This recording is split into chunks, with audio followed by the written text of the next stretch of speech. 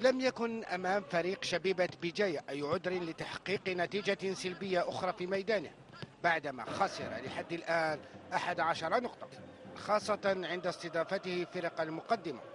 والتي تبحث عن الصعود كفريق سريع غليزان الذي تنقلت معه جماهيره بقوة. أبناء حموش والذين فقدوا خدمات الهداف يحيى شريف بسبب الإصابة دخلوا اللقاء بقوة، حيث لم تمضي دقيقتين حتى كاد زغلي بهذه المخالفة أن يفتتح باب التسجيل لولا تعاطف القائم مع الحارس مداح. لكن في المرة الثانية زغلي يطرد النحس الذي طارد الفريق في الجولات الأخيرة،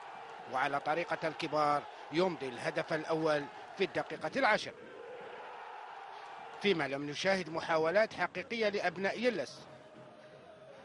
لنشهد بعدها في الدقيقة 17 طرد اللاعب ضيف بعد تضييعه للكرة ثم احتجاجه على الحكم في لحظة تمنى لو أنه اكتفى بالبطاقة الصفراء.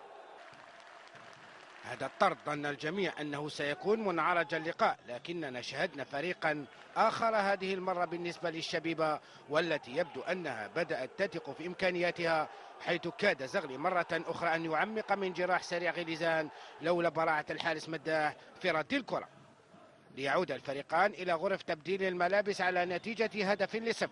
والتي لم تتغير في الشوط الثاني رغم محاولات بالرملة لكن بدون جدوى أمام تألق للحارس قاسم.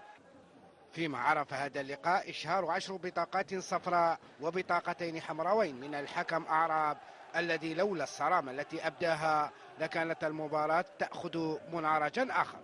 وبهذا الفوز تبقى شبيبة بجاية على مقربة من أصحاب المراكز الأولى،